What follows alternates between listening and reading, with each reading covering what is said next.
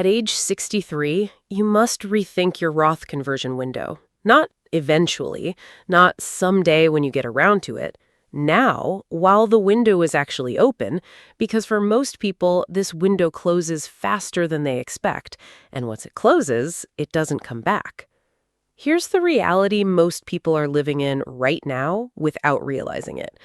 Between the year you stop working and the year you're required to start pulling from retirement accounts, there's a quiet stretch of low-income years.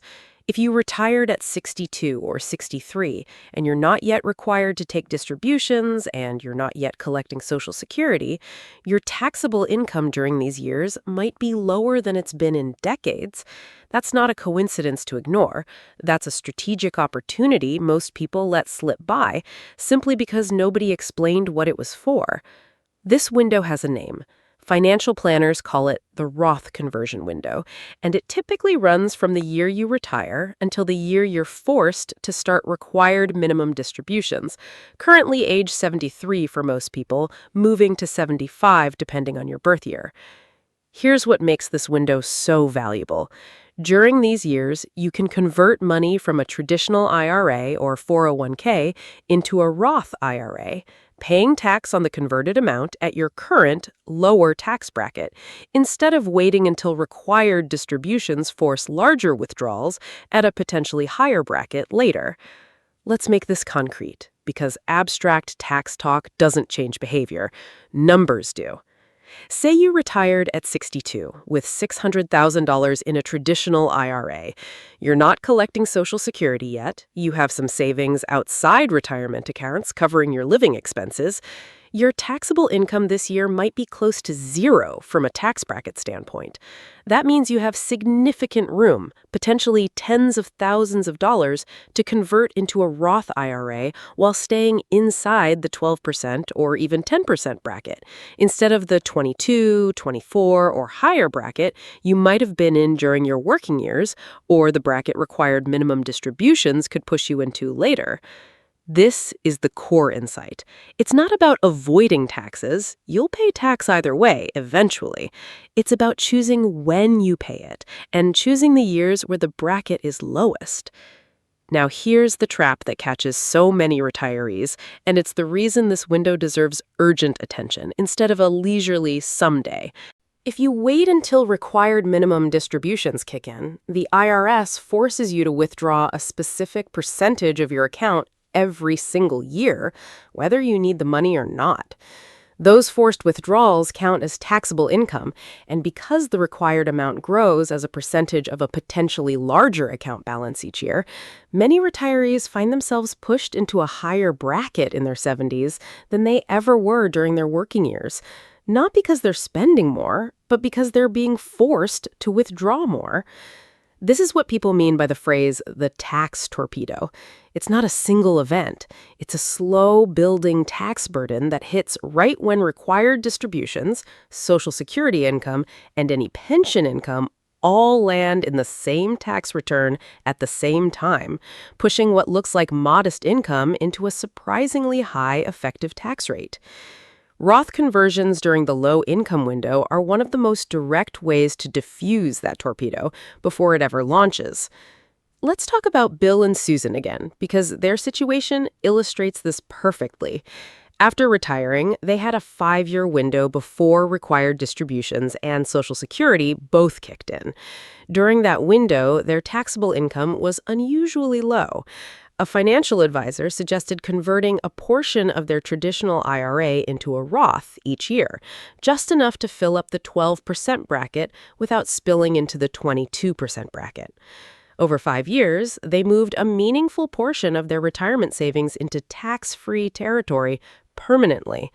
When required distributions eventually started, their remaining traditional IRA balance was smaller, which meant smaller forced withdrawals, which meant a lower overall tax bill for the rest of their lives.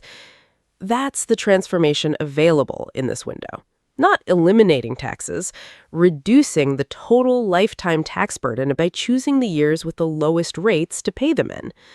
Here's why age 63 specifically matters, and why this isn't a generic someday strategy. If you're 63, you likely have a runway of 7 to 10 years before required distributions begin, depending on your birth year. That's enough time to convert meaningfully sized chunks each year without jumping tax brackets in any single year. Wait until 68 or 69 and that runway shrinks. Fewer years means larger conversions are needed each year to move the same amount of money, which risks pushing you into a higher bracket during the conversion itself, partially undoing the benefit you're trying to capture. There's also a second reason 63 specifically matters, and this one surprises people. If you're not yet on Medicare, meaning you haven't reached 65, your income in these years doesn't yet affect your Medicare premiums. Once you turn 65, your income 2 years prior starts affecting what you pay for Medicare Part B and Part D through IRMA surcharges. That means the cleanest, safest years to do larger conversions are often right at the start of retirement, before Medicare enters the picture at all. Waiting until 65 or later adds a second variable to manage alongside your regular tax bracket. So this sequence matters.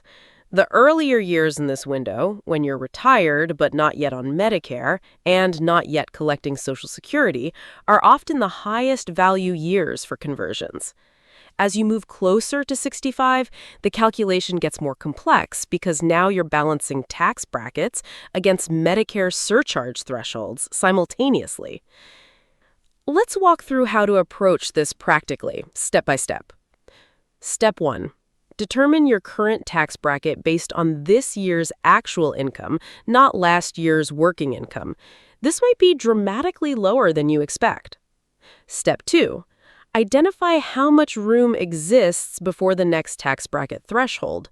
This is the maximum amount you could convert this year while staying in your current bracket. Step 3. If you're not yet 63, ignore Medicare entirely in this calculation. If you are 63 or older, factor in that your income this year and next year will influence your Medicare premiums 2 years from now. So keep conversions below the IRMA threshold unless you've specifically decided the trade-off is worth it. Step 4. Convert an amount that fills your available bracket space without spilling over, and repeat this process every year the window remains open. Step 5. Reassess every single year because your bracket space changes as Social Security, pensions, or investment income change your overall picture. This isn't a one-time decision. It's an annual decision, revisited every year the window stays open, and the window is different for every single household depending on account balances, retirement age, and Social Security filing decisions. Here's an important caution, because this strategy isn't universal. If you expect your tax bracket in retirement to be lower than it is right now, for example, if you have very little in retirement savings and will rely heavily on Social Security alone, converting might not make sense. This strategy is most valuable for people with meaningful traditional retirement account balances who expect required distributions to eventually push them into a higher bracket than they're in right now during these early retirement years. Also, be careful about converting too aggressively in a single year. Filling your current bracket is smart. Blowing through it into a much higher bracket just to convert faster usually costs more in taxes today than it saves in taxes tomorrow. This is a multi-year strategy, not a single dramatic transaction. Here's the recap. There's a window, usually between the year you retire and the year required minimum distributions begin, where your taxable income is often lower than it's been in years. During this window, converting traditional retirement funds into a Roth IRA lets you pay tax at today's lower bracket instead of a potentially higher bracket forced on you later by required withdrawals. At 63 specifically, you likely still have both a long runway before required distributions begin and a window before Medicare premiums start factoring into the equation, which makes this one of the highest value years to start. This window doesn't stay open forever. It closes the moment required distributions begin, and it gets more complicated the moment Medicare enters the picture. If you're anywhere near this stage of retirement, This is the year to sit down, look at your actual tax bracket, and decide how much of this window you're going to use. Let's address a few objections, because this strategy tends to raise the same questions every time, and it's worth answering them directly instead of leaving them hanging. The first objection is usually this: why would I voluntarily pay taxes now instead of just leaving the money alone and letting it grow? Here's the answer. The money isn't avoiding taxes by staying in the traditional account, it's deferring them. And deferral only helps if the future tax rate is lower than today's. For a lot of retirees, especially those with substantial account balances, required distributions later actually push them into a higher effective rate than they're paying right now in this quiet, low-income window. Paying tax today at a known and often lower rate can genuinely cost less over a lifetime than paying tax later at a rate influenced by forced withdrawals you don't control. The second objection is about liquidity. People worry that converting means losing access to their money. It doesn't. The funds move from one retirement account to another. What changes is the tax treatment going forward, not your ability to eventually access the money, subject to the normal 5-year rule on converted amounts if you're under 59 and a half, which typically doesn't apply at this stage of retirement anyway. The third objection, and this one comes up constantly, is about the tax bill itself. Where does the money to pay the conversion tax come from? Ideally, from funds outside the retirement account, savings, a brokerage account, or other liquid assets. Paying the conversion tax from the retirement account itself reduces the amount that actually reaches the Roth, and if you're under 59 and a half, it can even trigger a penalty on the portion used for taxes.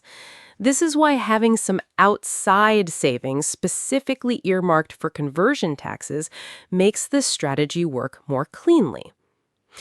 Let's look at one more example, because seeing this play out with different numbers helps make the strategy click. A retired teacher, 63 years old, had spent her career contributing to a 403(b), similar to a 401k. She retired with roughly $450,000 in that account.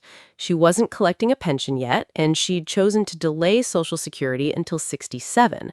Her only income in that first year of retirement came from a small part-time tutoring gig and modest investment dividends, putting her taxable income well below what she was used to during her working years. Working with an advisor, she identified nearly $35,000 of room before crossing into a higher bracket.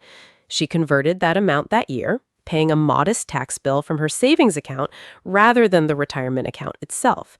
She repeated this process for 4 consecutive years, adjusting the amount slightly each year based on her actual income.